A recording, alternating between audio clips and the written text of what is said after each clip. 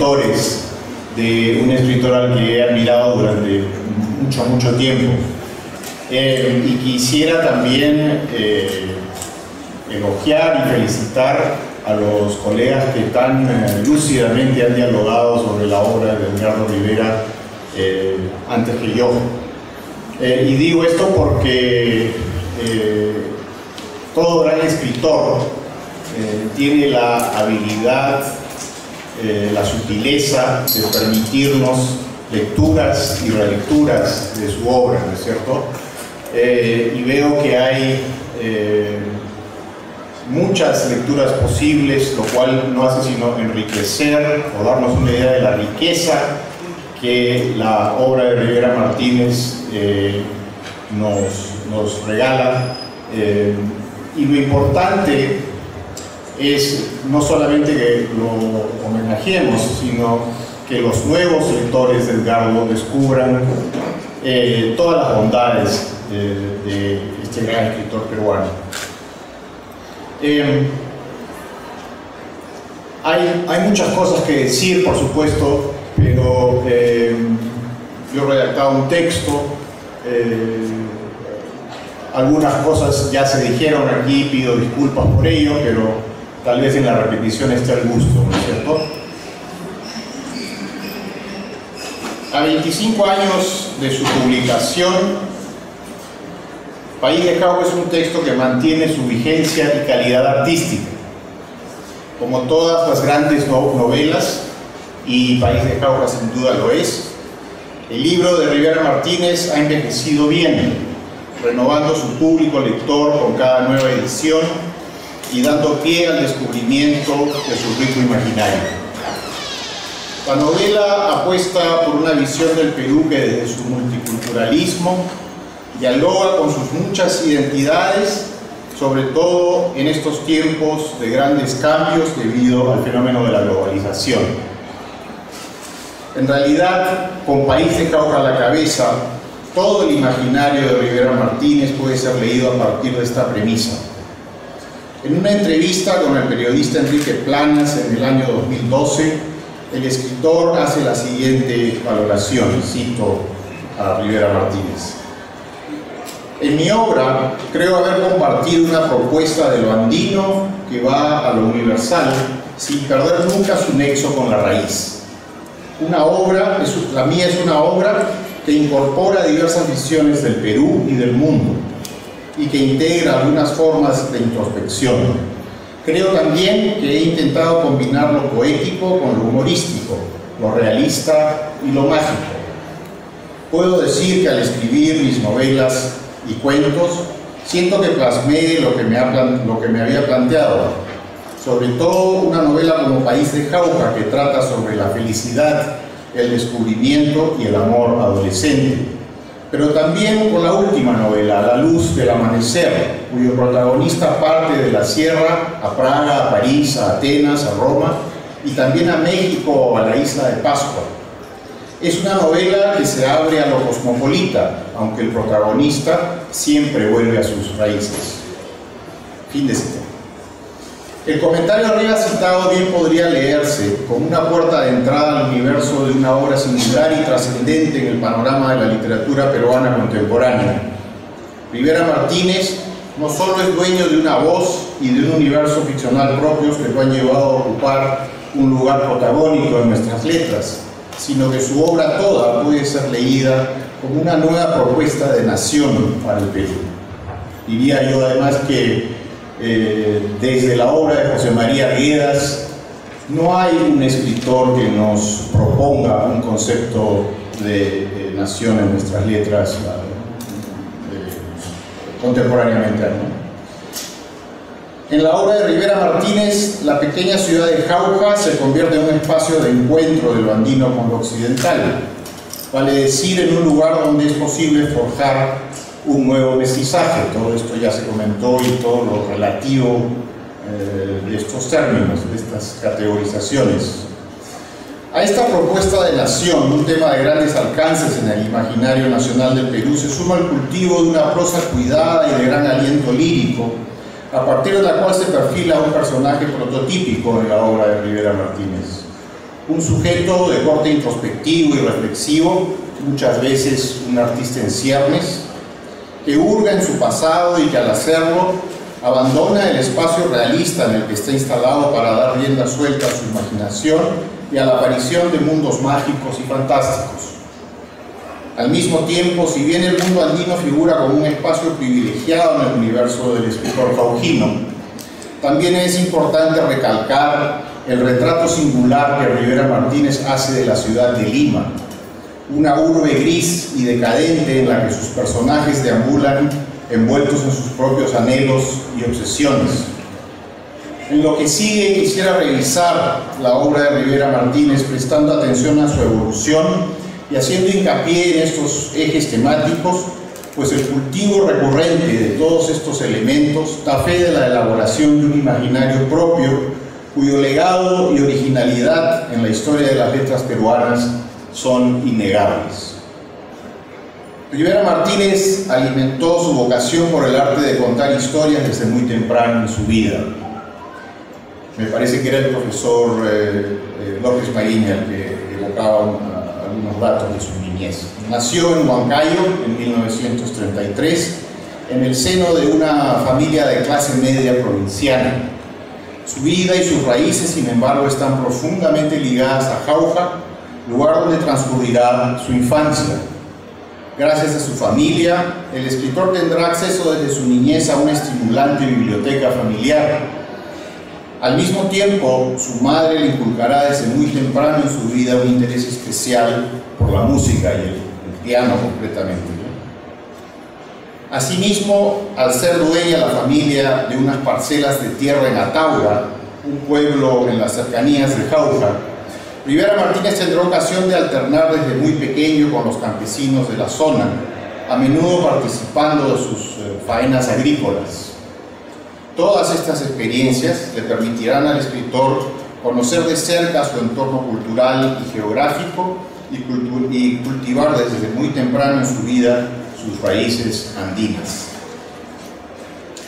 Como bien es sabido, en razón de su buen clima, Jauja fue hasta los primeros años de 1950 un lugar al que acudían desde la segunda parte del siglo XIX enfermos de tuberculosis pulmonar. Muchos de ellos no solo provenían de Lima, sino también de Europa. Por ello, el viajero francés Charles Wiener, objeto de estudio de más de un libro de Rivera Martínez, pudo decir hacia 1875 que encontró en su interacción con los habitantes de Jauja una pequeña sociedad cosmopolita y cultivada. Todo ese mundo desaparecerá alrededor de 1947 con el descubrimiento de la streptomicina, pero su rico legado cultural es sin duda el que rodea los años formativos de nuestro autor. En 1951, Rivera Martínez ingresa a la Universidad de San Marcos con la intención de seguir estudios de Derecho, que más tarde abandonará, así como de Literatura. Me contó alguna vez que vivía aquí muy cerquita, vivió en algún alojamiento sobre lo que hoy es el Cordano, y veía pasar por su ventana al poeta Martín Adán, por cierto, o en el Cordano mismo, por supuesto. En San Marcos es alumno de Luis Jaime Cisneros, Luis Alberto Sánchez y Estuardo Núñez, entre otros ilustres maestros. Sin embargo, como también se mencionó ya más temprano, será el filólogo Fernando Tola Mendoza quien más influencia tendrá en su formación académica, respondiendo al interés del escritor por el griego y la literatura helénica.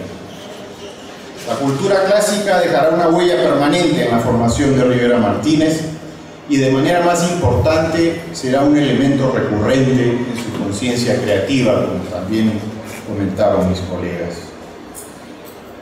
En 1957, Rivera Martínez obtiene una beca para continuar sus estudios en la Sorbona.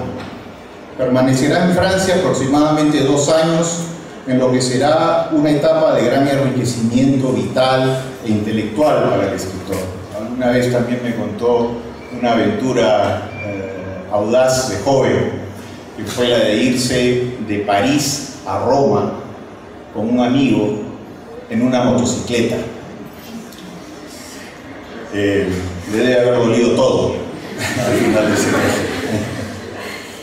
En París, Rivera Martínez profundiza sus conocimientos de literatura griega y de literatura francesa, al tiempo que lleva a cabo un ambicioso trabajo de investigación sobre un tema que lo cautivará siempre: la literatura de viajes. De ese interés surgirán su tesis doctoral, El Perú en la literatura de viaje europea de los siglos XVI, XVII y XVIII, publicada por la Universidad de San Marcos, así como los estudios que dedicará a los viajeros franceses Léon Saint-Ouen y Charles Wiener, entre otros.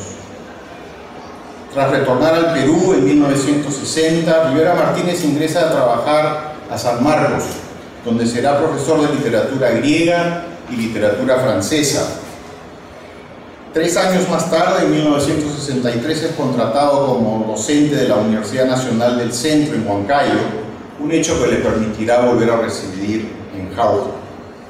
De ese año data la aparición de su primer libro de cuentos, El Unicornio, un breve volumen que reúne 4 relatos de temática andina.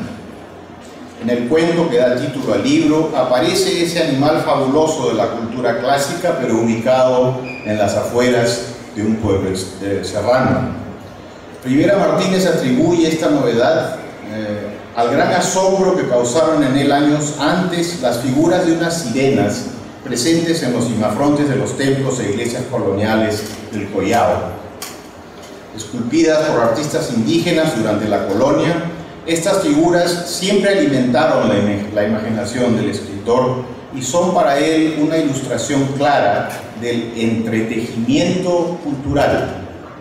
Repito, entretejimiento cultural, el término es de Rivera Martínez, del que es producto la cultura peruana, a su entender.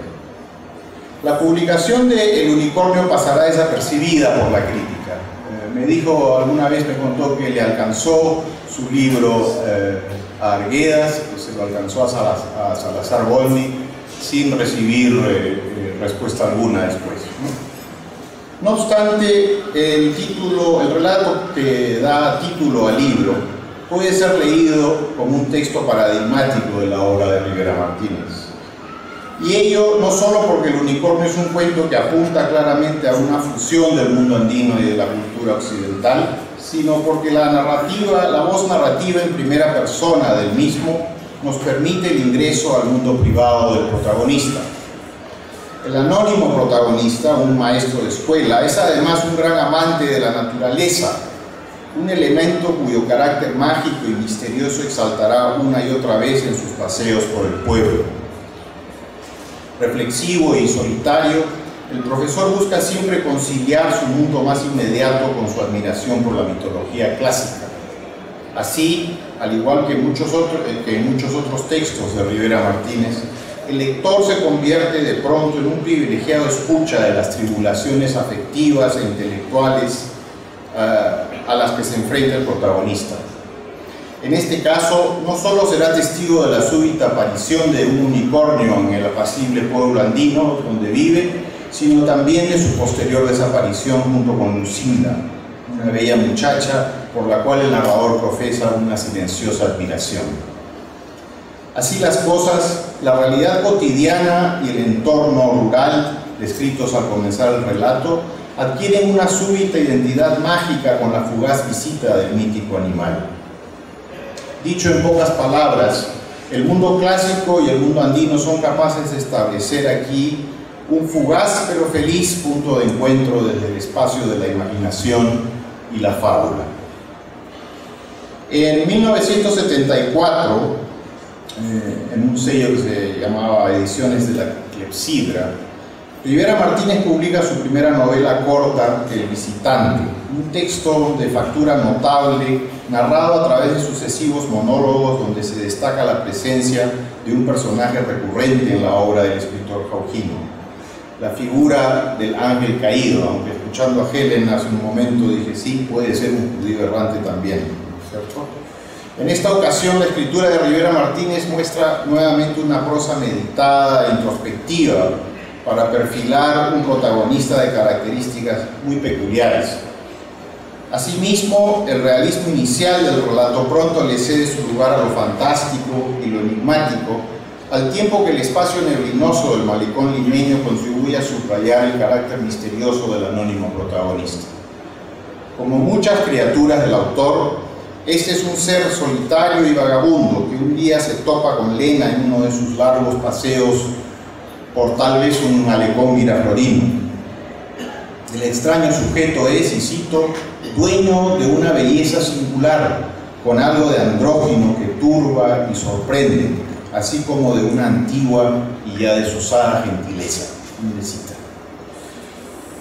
En última instancia el protagonista es, y cito, un lobo que vaga por países y ciudades en inútil búsqueda del quantum que pudiera llevarlo alguna vez al sueño, a la extinción o a la nada. En 1978 aparece el siguiente libro de Rivera Martínez, Azurita. Se trata de un volumen de 8 relatos que prologa Cornejo Polar y que, además de los 4 cuentos previamente publicados en El Unicornio, incluye un texto de notable factura lírica, y también han hablado de esto, me refiero a Mario, ¿verdad? Un relato que confirma la maestría de Rivera Martínez en el género breve. En verdad, más que un cuento propiamente dicho, Amaru es un gran relato poema. En esta ocasión, el autor se sirve de su conocimiento de la tradición oral andina para pergeñar un texto donde la mítica sierpe que aparece aquí encerrada entre las paredes de un viejo palacio cusqueño en ruinas mantiene un largo diálogo consigo misma. En el relato, el constante desdoblamiento de la voz que lo informa entre una primera y una segunda persona narrativa se complementa con la incorporación de un fino juego de espejos, ese elemento tan caro a la ficción de Borges, para multiplicar las dimensiones de la realidad hasta instalar el relato en el espacio del mito. Poco a poco las voces que forjan a Amaru van hurgando en el origen sagrado de este ser fabuloso que medita de manera dubitativa y atribulada sobre su posible destino en la cosmogonía andina. Y es que desde la frase inicial del relato queda claro que el viejo esplendor de la mítica sierpe y el poder que alguna vez ejerció sobre el mundo andino ahora se extinguen irremediablemente. Y cito: sombra soy de la penumbra, dice, pero arde en mí un fuego cuyo fin se aproxima. Es en este contexto que adquiere un simbolismo particular el hecho de que la sierpe ahora se encuentra encerrada entre las paredes de un viejo palacio cusqueño, pues el ruinoso recinto que alguna vez albergó el ejercicio de poder y riqueza en la capital del incanato, ahora no es más que un lugar que cobija en silencio un pasado de esplendor que ha desaparecido. El final abierto del texto no solo subraya un doloroso sentido de pérdida, producto de la fractura existente entre el mundo andino y el mundo español, sino que las tribulaciones expresadas por la agónica voz de la Amaru son una suerte de reclamo por rescatar a partir de la memoria y la leyenda los diversos mundos que se cruzan en el devenir histórico peruano y su imaginario colectivo. El rigor del lenguaje narrativo de Rivera Martínez, así como su singular tono expresivo, son algunas de las virtudes que señala Alfredo Bryce Echenique en la presentación de del siguiente libro de nuestro escritor, Enunciación, un volumen que aparece en 1979. Se trata de un libro que, además de un cuento inédito, contiene las 2 novelas cortas escritas hasta ese momento por el escritor, a saber, El visitante y Ciudad de Fuego, así como el relato que le da título al volumen. En estos 3 textos, el desarraigo, la meditación filosófica y la utopía comparten un mismo espacio con la elaboración de un relato misterioso, comparten un mismo espacio con la elaboración de un retrato misterioso y gris de la ciudad de Lima. En 1981, Rivera Martínez publica en un volumen independiente el relato Historia de Cifar y de Camilo, un texto que parece pertenecer a los ámbitos de la literatura infantil, que también ha cultivado varias veces Rivera Martínez, sobre todo si nos atenemos a la inocencia de sus personajes y a la tierna mirada de estos sobre la realidad limeña. Bien leído, sin embargo, el relato encierra una sutil denuncia sobre la estratificación social peruana. En 1982, el semanario Caretas organiza la primera versión de su concurso El cuento de las 1000 palabras. Entre cientos de participantes, Rivera Martínez surge como ganador con uno de sus relatos más emblemáticos, Ángel de Ocongate, un texto que combina con maestría la figura del ángel caído, esa es mi lectura naturalmente, y el intenso lirismo de su prosa. Después de escuchar al profesor López Maguiña, hay más de un motivo para una buena conversación, ¿verdad? El relato Ángel de Ocongate le servirá al autor para dar a la imprenta en 1986 el volumen titulado Ángel de Ocongate y otros cuentos, un volumen con relatos de temática andina y urbana. Como ya se dijo aquí, Ángel de Ocongate es probablemente el texto más antologado de Rivera Martínez y uno de los cuentos que mejor sintetiza las preocupaciones de su universo literario, el de la identidad del Perú, pero el de una identidad también más vasta. Estamos ante un nuevo soliloquio que hurga dramáticamente en la conciencia de un ser escindido, y cito del cuento, ¿verdad? ¿Quién soy sino apagada sombra en el atrio de una capilla en ruinas en medio de esta puna inmensa? Se pregunta su protagonista al inicio del relato. El personaje es un sujeto trashumante que desde un principio se identifica como un ángel caído, y sin embargo pronto aprendemos que se reconoce también como un viejo danzante de tijeras del mundo antiguo. Por ello, a la mención de una capilla en ruinas en medio de la inmensa puna del inicio del relato, se suma la mención del nombre de Ocongate en el título del cuento, lo que nos remite a la geografía del Cusco, concretamente a Quisquicanchis, y a las faldas del Nevado Ausangate. Recordemos que el Nevado es un lugar de gran simbolismo de la cultura andina, pues es también un punto de encuentro para los bailarines durante las festividades del Coyurriti. No obstante, la condición angelical del protagonista también remite la identidad del narrador a una raíz de evidente carácter católico y por tanto de origen hispánico.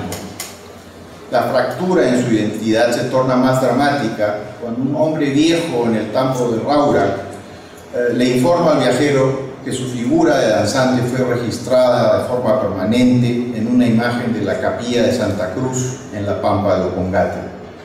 Por eso, a manera de reclamo, el viejo es quien también le recuerda a la angelical figura que éste se ha vuelto, y cito, un bailante sin memoria.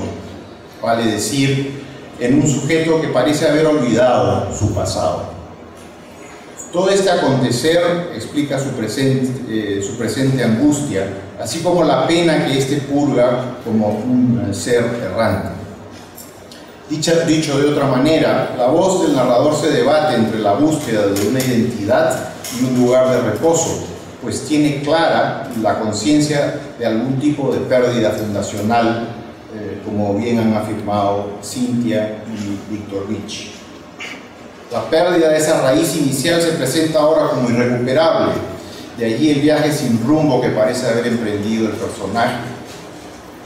Al igual que en el cuento Amaru, Ángel de Ocongate plantea que el dilema de la identidad en el Perú es una dialéctica no resuelta entre los sujetos y su historia, es decir, una fractura que solo podrá resolverse a partir de la existencia de una nueva identidad mestiza. La publicación de País de Jauja en 1993 constituye uno de los hechos más significativos de nuestra historia literaria reciente y ubica a Rivera Martínez en un sitial protagónico de nuestras letras. Perteneciente al género de la novela de aprendizaje, y el Perú creo que es un país rico y afortunado en este género, el Bildungsroman. País de Jauja narra los 3 meses de vacaciones escolares del adolescente Claudio Alaya Manrique en el verano de 1947, en un momento decisivo de su formación como individuo. La rica voz del relato se reparte entre el introspectivo soliloquio en segunda persona de Claudio y la voz directa y confesional en primera persona de un diario íntimo. A través de la figura del protagonista, el relato da cuenta de los dilemas más viscerales que éste enfrenta en su transición de la niñez a la adolescencia. Y es que leída con cuidado, toda la trama del país de Jauja radica de un lado en una toma de conciencia de parte de Claudio de su origen andino y de otro de su paulatino descubrimiento y aceptación de otras manifestaciones pertenecientes al mundo occidental. No son pocas las ocasiones en que ambos espacios representan para el protagonista la convergencia de mundos en conflicto, pero en esa sutil tensión radica precisamente el núcleo ideológico de la novela y la convicción más personal de su autor, la necesidad de un consenso que reconozca que el único modelo viable de la nación es aquel que valide la convivencia de las diversas tradiciones culturales que constituyen la identidad peruana. Los elogios a la novela de Rivera Martínez no tardaron en llegar, y es que entre sus muchas virtudes, País de Jauja es una novela que rompe con una visión estereotipada del mundo andino peruano. Se habló más temprano aquí de lo que se llama lo indio, el indigenismo, el neoindigenismo, ¿verdad? Pero en todo caso la visión estereotipada del mundo andino peruano a partir de esta corriente indigenista es siempre dura y dolorosa, sobre todo si nos atenemos a los antecedentes clásicos como Ciro Alegría o José María Arguedas. Bajo la mirada de Rivera Martínez, en cambio, Jauja se transforma en un lugar de encuentro entre el Ande y el mundo occidental, convirtiéndose en un idílico espacio donde conviven en cordial armonía personajes de variada procedencia. De hecho, a la familia más directa del protagonista, compuesta por su madre, su hermano Abelardo, su hermana Laura, su tía Marisa, se suman otra serie de personajes pintorescos como Ismena y Euristela de los Eros, dos tías viejas que alguna vez fueron mujeres codiciadas en el pueblo debido a la fortuna de su padre.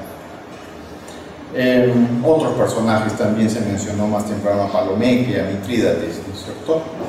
Recordemos también a personajes europeos como el excéntrico Radulescu o la bella Elena Ollambure, cuya figura es un contrapunto con la de Zoraida Guapara, con quien Claudio se inicia sexualmente. Y por supuesto, Leonor, una tierna muchacha campesina con la que el protagonista vivirá un intenso romance. País de Jauja es una narración de gran intensidad en la que se plasma un ambicioso proceso de transculturación y hace posible que la leyenda de los Amarus comparta un mismo espacio con los mitos clásicos griegos, que la música de Bach se escuche junto a los ritmos andinos y que los yarabíes estén sobre un mismo escenario con la poesía de César Vallejo. En medio de este mestizaje nuevo y gozoso, si bien a veces tenso, la mirada inquisitiva de Claudio abre el paso a un diálogo múltiple y enriquecedor entre los muchos personajes del libro, cuyas aventuras serán matizadas por finos toques de ironía y humor. Destaquemos asimismo el trabajado lirismo de la prosa de Rivera Martínez, un discurso que en definitiva ayuda a la configuración de un mundo de nostalgia, pero también de una gran plenitud vital. Claudio es un sujeto nuevo al final de este tránsito de la niñez a la adolescencia, en este largo y vibrante tour de force. Es un personaje que enfrentará al mundo con una nueva conciencia como individuo, pues no solo es alguien con un profundo arraigo a sus raíces andinas, sino que también se sabe miembro de un mundo más vasto y multicultural tras el ejercicio de autoconocimiento que supone la escritura de su diario.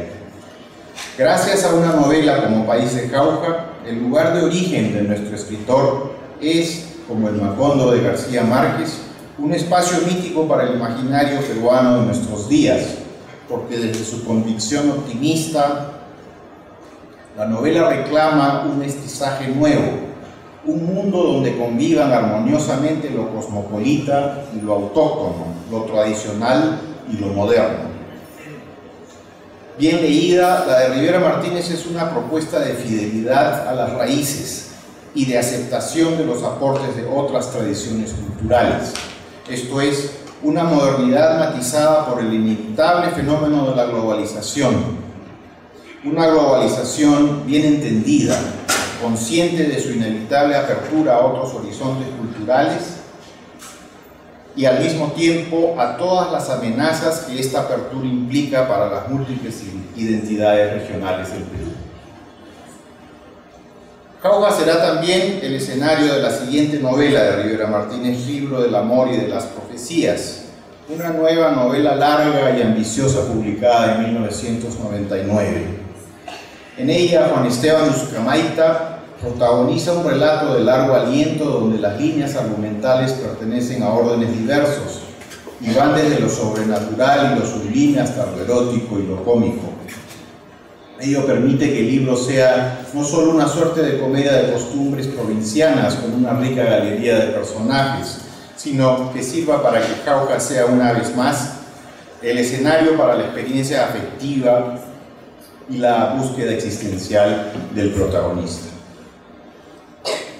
Con la llegada del nuevo siglo, la obra de Rivera Martínez siguió creciendo de manera significativa.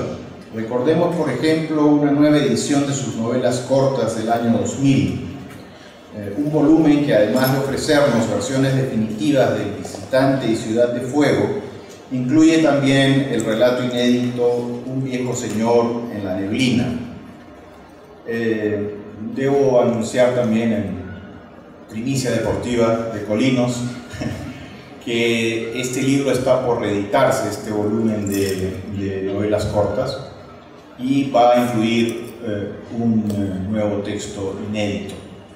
Me parece que debe empezar a circular en septiembre de este año.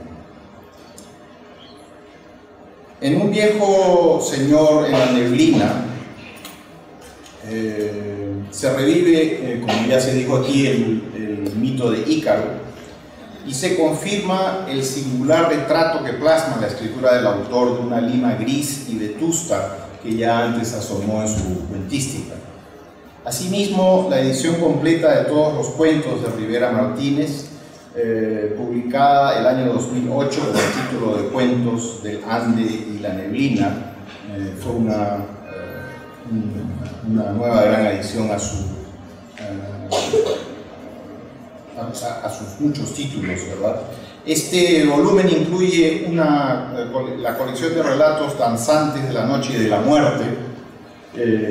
Ese texto en particular a mí me parece una obra maestra, casi tiene que ver con danzantes de tijeras, de músicos, ¿verdad? Pero no sé por qué a mí me transmite un aire casi rufiano, diríamos, en su misterio. Este cuento también da cuenta de la impronta, tiene pues la impronta de lo fantástico, ¿no es cierto? Y la manera misteriosa en la que aparecen y desaparecen estos personajes nos remite otra vez al debate ya planteado más temprano aquí sobre si es lo maravilloso lo que prima o lo fantástico. Diré finalmente que estas categorizaciones son producto, creo, de la vida académica, ¿no es cierto? Nosotros los profesores tendemos a ponerle etiquetas a las cosas, un poco para ordenar la información para nuestros estudiantes, pero al fin y al cabo la literatura no tiene por qué adherirse a esas categorizaciones, la buena literatura, quiero decir. La tercera novela de Rivera Martínez, Diario de Santa María, data del año 2009. En ella el escritor vuelve a explorar la feliz conjunción de la cultura occidental y las tradiciones andinas a través del diario íntimo de Felicia de los Ríos, la inquisitiva alumna de un internado de monjas ubicado en la Sierra Central. El texto sortea con creces el reto de narrar desde una voz femenina los avatares de un adolescente y su despertar sexual. Como otros personajes del autor, Felicia es una aprendiz de escritora. Por ello, el verdadero eje de la novela es la constitución de su universo poético, entendido como una expresión de su formación afectiva y personal. En verdad, en los muchos intercambios vitales y todas las peripecias que la novela narra entre Felicia y Solange, prima el deleite de una identidad juvenil, así como el asombro que les causa el paulatino descubrimiento del mundo.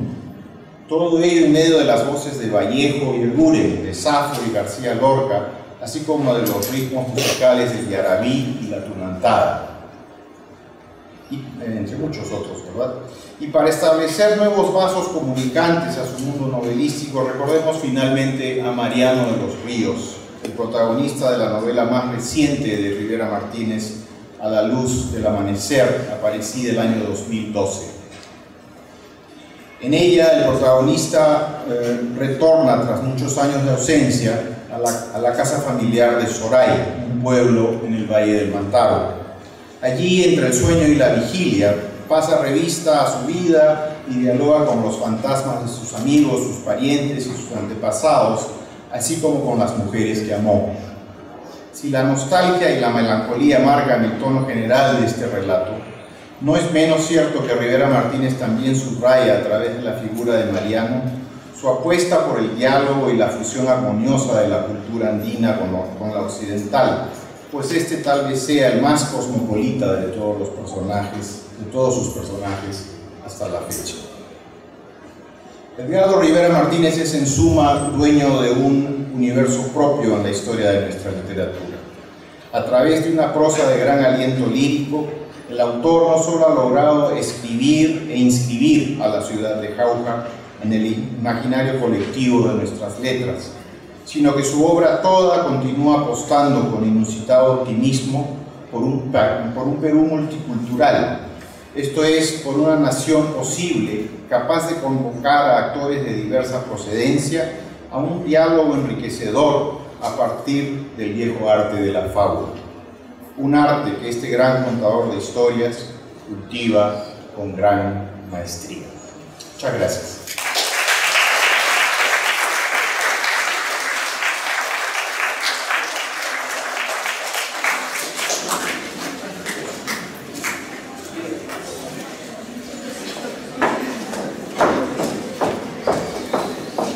Si el público tiene alguna pregunta, por favor, podrían sugerirlo. ¿El público tiene alguna pregunta? ¿No? Entonces, sí, a ver. Me gustaría que desarrollara un poco más la idea de la relación que encuentra el arte de combate con el ángel caído. O sea, me gustaría que desarrollara un poco esa idea. ¿Qué refieres que bueno, yo la verdad es que me he atenido a una lectura clásica. El profesor López Mariña creo que nos dio unas pautas interesantísimas a partir de las cuales podemos leer a ese personaje como un personaje mucho más rico de lo que en principio parece ser, pero es un personaje, como todos los buenos personajes, que deambula entre la identidad del ángel caído, el danzante de tijeras, ¿no es cierto? Ciertas prendas que utiliza el personaje, prendas de vestir, quiero decir, nos remiten a la cultura hispánica, al arte colonial, ¿no? De allí que la identidad sea tan difusa, tan aparentemente contradictoria incluso, pero en esa contradicción, en esa ambigüedad está, creo yo, la riqueza de ese texto. Y por supuesto, también se ha dicho más temprano esto, al enorme lirismo de la prosa de Rivera Martínez. Y ahí prefiero quedarme, aunque desde luego hay mucho pan que rebanar ahí, ¿no? Sí, mucho que decir.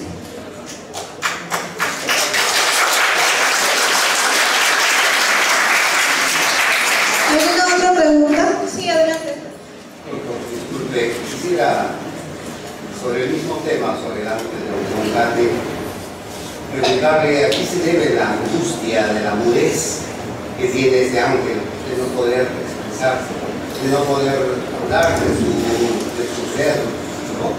Y quizás de esa mudez encontremos nosotros nuestra propia identidad social que estamos afrontando, ¿no?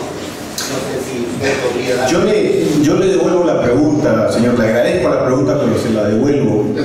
¿Cómo lee usted la mudez de ese personaje precisamente? ¿Qué piensa usted de ese dato en el cuento?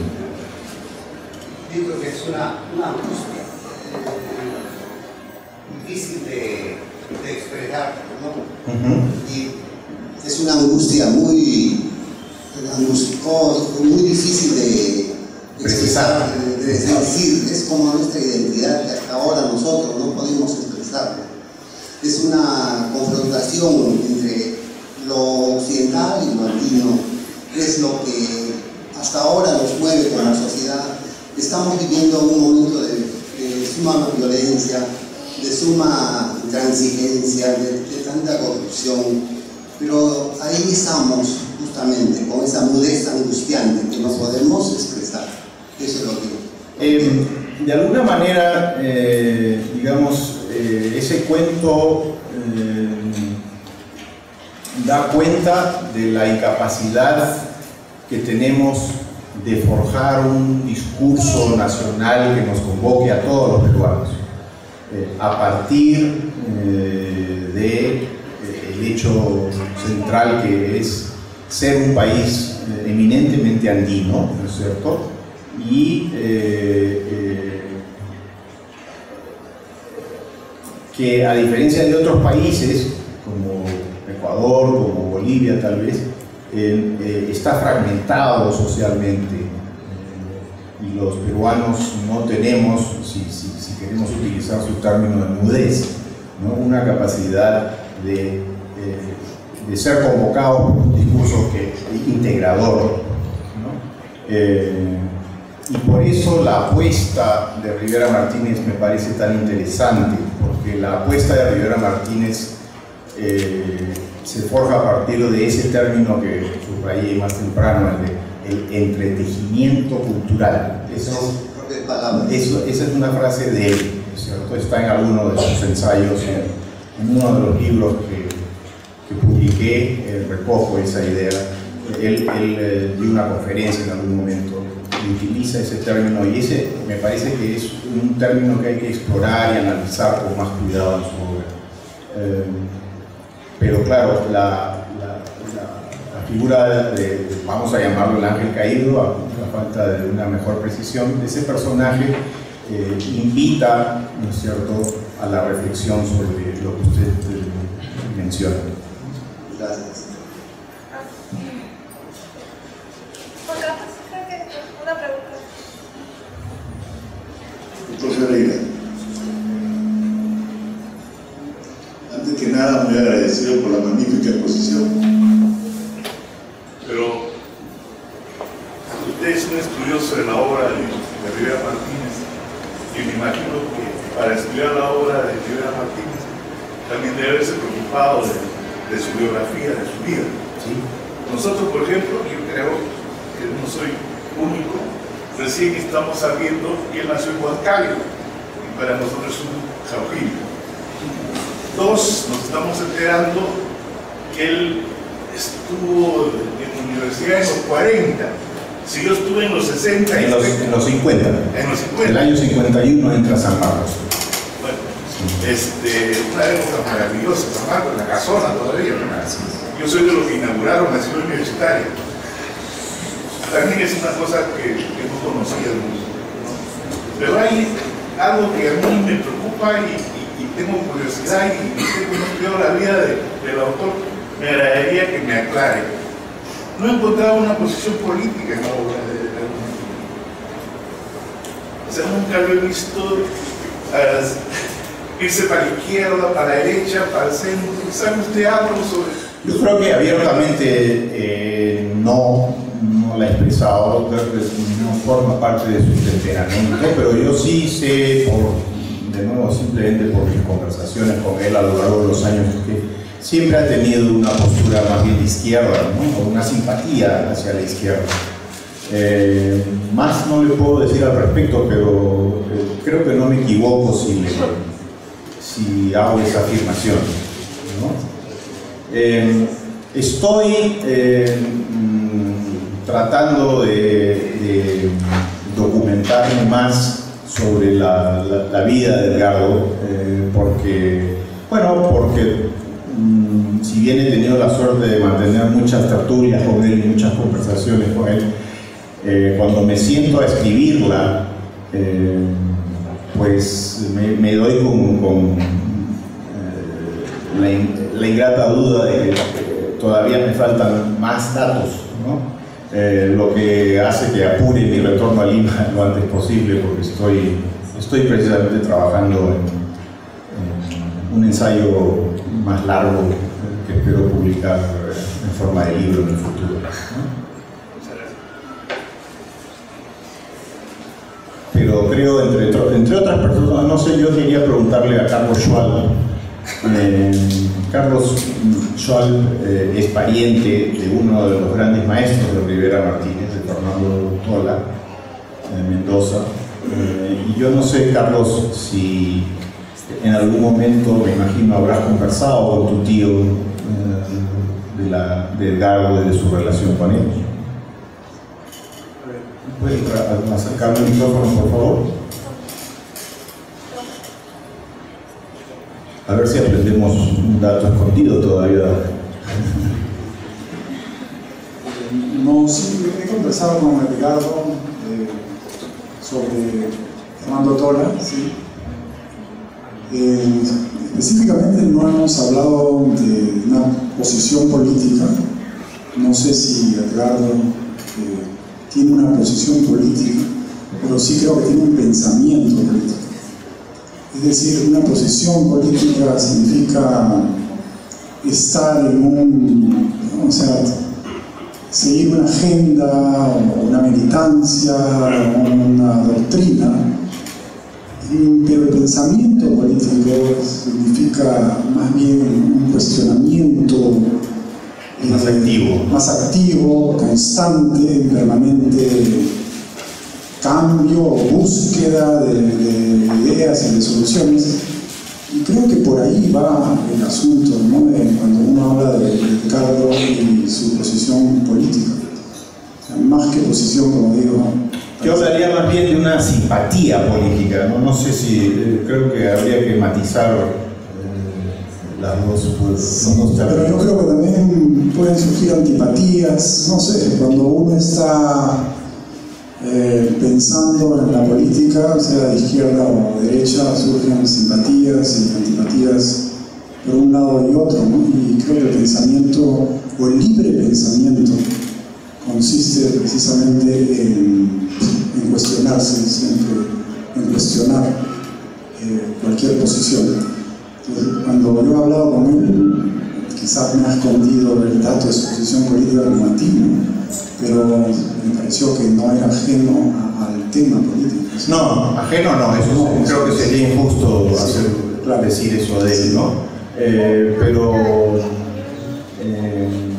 desde luego la década del 90 para él fue una época muy dura, ¿no? Que le gustó tremendamente, ¿no? Pero insisto, me parece que pero eso es todo a partir de conversaciones privadas, ¿no? No es, como tú dices, que haya una militancia en él, un activismo político, ¿no? Pero sí pues, un interés por la vida nacional, por supuesto,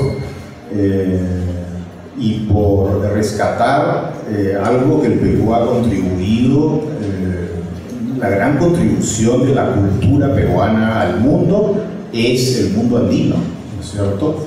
Y Rivera Martínez ha sabido darle un protagonismo a una parte de la identidad andina, ¿no es cierto? Que es la de la Sierra Central, siendo plenamente consciente de que no es la única manera de ver el mundo andino. Decía en un momento de mi conferencia que el Perú es un país rico, la literatura peruana es muy rica en el género del Bildungsroman, de la novela de aprendizaje, ¿cierto? Y ello precisamente tiene que ver con el hecho de que somos una nación en formación, una nación incompleta, por decirlo de alguna manera. Las novelas de aprendizaje pueden ser leídas como propuestas de nación, y creo que ese es el caso del País de Jauja. De manera que hay en suma me parece que hay una preocupación política, se puede leer el País de Jauja, no sé si como una novela de acción política, ¿no es cierto?, pero sí como una reflexión sobre lo que somos. Más temprano se hablaba de el ser, el concepto de la identidad a partir de lo que es el ser, ¿no? Eso es muy cierto en Rivera Martínez, está en muchos personajes que vagan, que deambulan, están en una suerte de limbo existencial siempre. Eso tiene que ver con la identidad, una identidad escindida, perdida, confusa, ¿no? Volvemos, por supuesto, entonces a Ángel Congate como un paradigma de eso, ¿no? Con esas últimas preguntas del público terminamos la conferencia magistral del doctor César Ferreira. Le pedimos por favor